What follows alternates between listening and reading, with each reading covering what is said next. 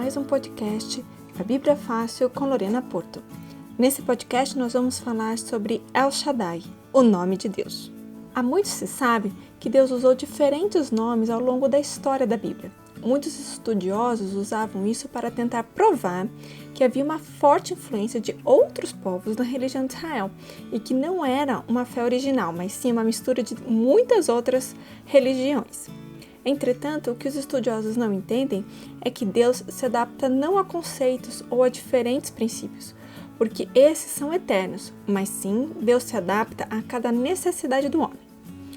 Quando se necessita de cura, então Deus é Jeová Rafá. Quando se precisa de paz, então Jeová Shalom. Quando se precisa de proteção, Deus é Jeová Sabor. Quando se está em necessidade, então Deus é Jeová Jireh. Deus sempre se adaptou às necessidades dos seus filhos por puro amor, porque é assim que precisamos dele. Porém, há um nome que sempre esteve em discussão, porque até hoje não se sabe a exata tradução. El Shaddai. El era o nome usado por um dos deuses do panteão cananeu. El era o chefe dos deuses e reinava como chefe do conselho dos deuses. Junto a ele reinava a deusa Aserá, que era apresentada como uma mulher jovem, embora fosse avó. Então vinham os deuses Baal e sua esposa Anat, além de outros de menor importância. El quer dizer poder ou força, e era um nome comumente aplicado a um deus entre os povos semitas. O deus El é chamado de Altíssimo, Senhor do céu e Criador da terra. Nos documentos de Ras Shamra, de Ugarit, foi encontrado o nome Deus Altíssimo nas cartas do século XIV a.C. Todos os documentos referentes ao nome El acabam usando o termo sempre da mesma forma, que é Deus, adorado por todos.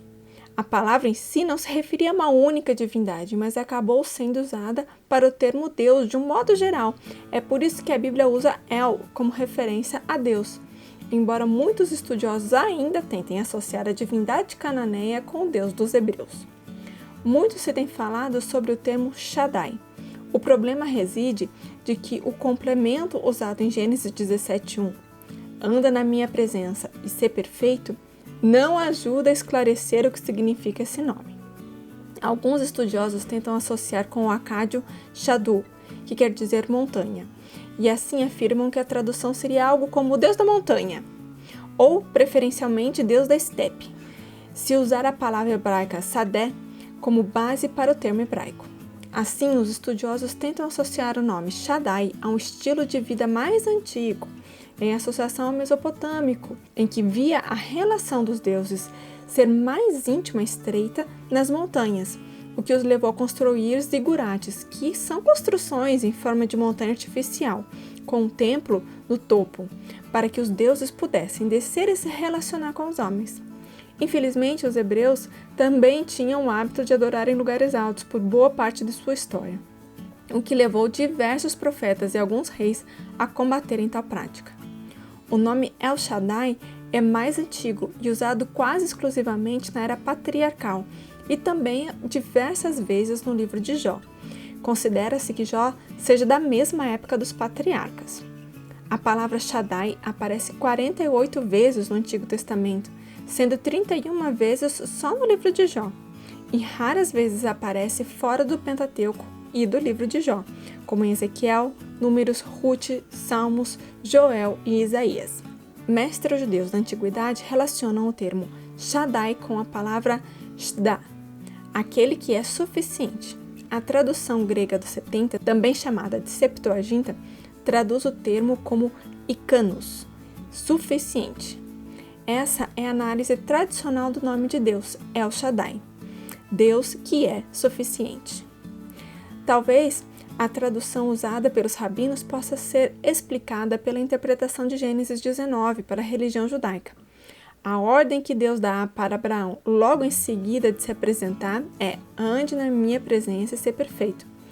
Deste mandamento, entende-se que para ser perfeito é necessário que Abraão passasse pelo ritual da circuncisão.